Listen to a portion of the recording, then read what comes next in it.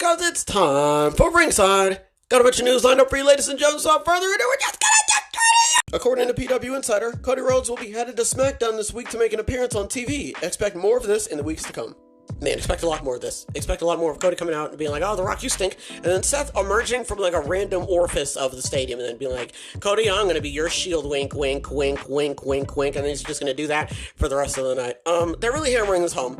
I still don't know what exactly is going on here. I don't know if we're supposed to be getting Cody versus Rock or Cody and Seth versus Rock and Roman or what. I don't necessarily know when this is going to happen because they're already talking about, well, we're already doing Cody and Roman, so we can't really do Rock and Roman. We got to pick a different day to do that, and no one's going to be at Backlash, and it just all seems very like jumbled up and very like, it feels very disorganized. I don't think it is, but it definitely feels like they got to reshuffle a couple of books back onto the shelf a little bit. So I don't necessarily, again, I don't know what's going to come out of this. I don't know if we're just going to get a tag team or a one-on-one. Either way, we're just going to have to wait and see, to be honest with you. This is just one of those storylines, you know, that's playing out where it's just like, well, I don't know where this is going to go, and I don't know what to expect right now. And from what I'm hearing, it doesn't really seem like there's like a clear-cut direction at the moment, so we're just riding this out, right? Seeing where this ends up. Next, WWE says Drew McIntyre has signed a new contract with WWE, but other outlets maintain it's not yet official. Speaking of McIntyre, Insider also says the injury he said he suffered, a burst eardrum, is legitimate, but like he said, he won't be missing any time because of it. They're really hammering home this I hate CM Punk gimmick. They're really hammering it home. It would make a whole lot of sense for Drew McIntyre to be crying and pooping and farting about CM Punk, only for Drew McIntyre to leave before CM Punk even comes back. It just doesn't make a whole lot of sense. Also, I mean, for someone who is probably not going to be here for, I don't know, maybe like the next couple months, it seems very like, I don't know, because it is WrestleMania, so maybe they want to give him something and then sort of like get him out of here, right?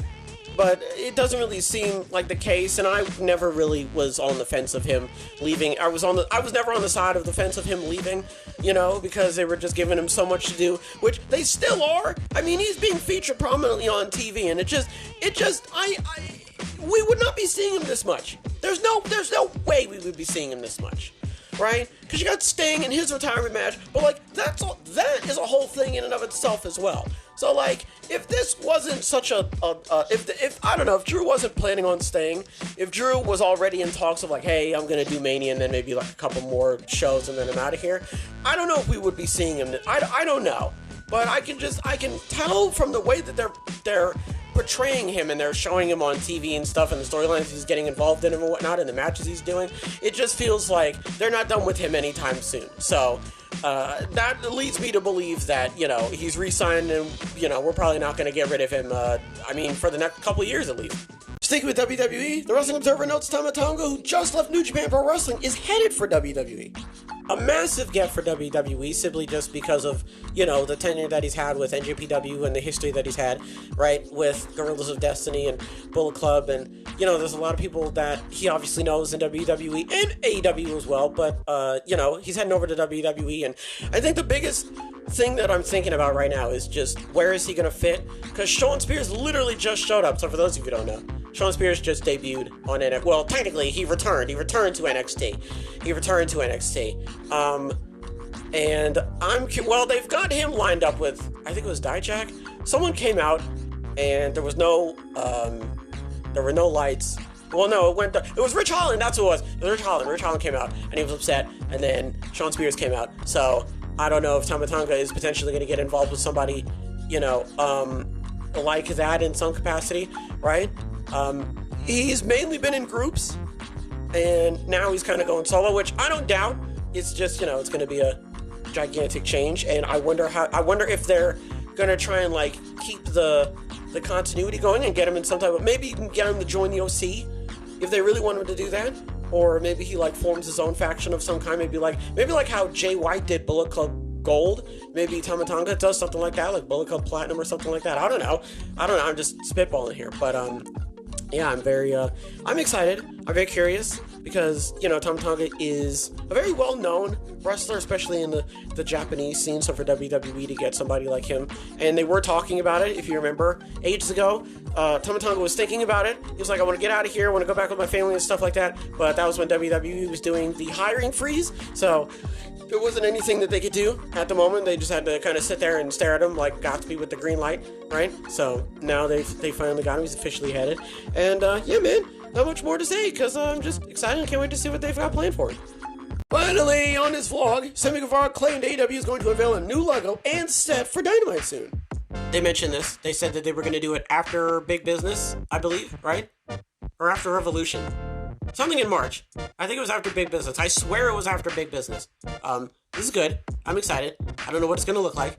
I'm not gonna lie, I don't like what they switched it to. I like the classic version, the OG version, which was all the paint splattered everywhere, and now this one is kind of because they got like laces everywhere and stuff, and I think they're doing that because it matches the theme of the network that they're on, which is like, okay, fine, sure, right? I like Collision, because Collision's got like the classic, not TNA, WCW, like, style color scheme and stuff like that. So I don't know if that's something that they're potentially going to incorporate. Maybe they're going to, you know what if they did AEW Dynamite in the style of WCW Thunder? Like, that'd be pretty cool, you know.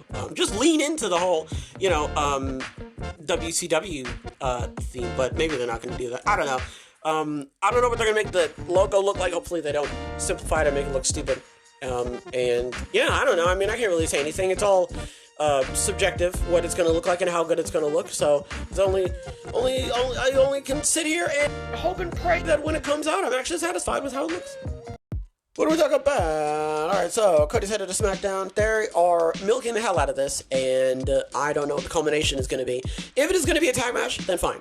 If it's going to be a singles match, then that's something you could do at Backlash. You don't have to do it at Mania. And if you do it at Mania, please God, do not make it the main event of any one of the nights. It does not need to do that. First match, get it out of the way and immediately move on. Okay? McIntyre signed a new contract.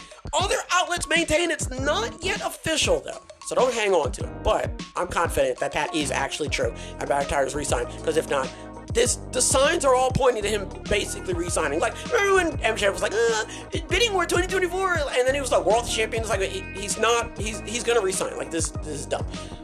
Burst an eardrum. He's good to go, though. Tonga is headed to WWE. That's good to know. I don't know what he's gonna do. I don't know how he's gonna fit in. I don't know if he's going to be in NXT or Raw or SmackDown. I don't know what storylines he's going to have. I'm excited. He's a very good wrestler, held many championships. He's with many factions, a lot of history. So just going to have to see how WWE, you know, handles him being there, right? Sammy Guevara claimed AEW is going to unveil a new logo and set for Dynamite. It's good. Don't know what it's going to look like. Excited to see what type of theming that they go with here. And time will tell when they actually pull it out. I don't want it to be more lasers. Also, no more panels. The panels were so uninspired and dull. I'm not gonna lie. The panels were like, you know. And Nick Bonanno, a writer and producer for NXT dating back to April 2022, has left the company, says PW Insider. Good luck to him. He's been with the company for a while, helped with a lot of different things, and not really much to say. So, good luck to him and his future endeavors. Folks, that's going to do it for this episode. Hopefully everybody has a wonderful tonight and a wonderful tomorrow. And as always, big hugs. Big hugs all around.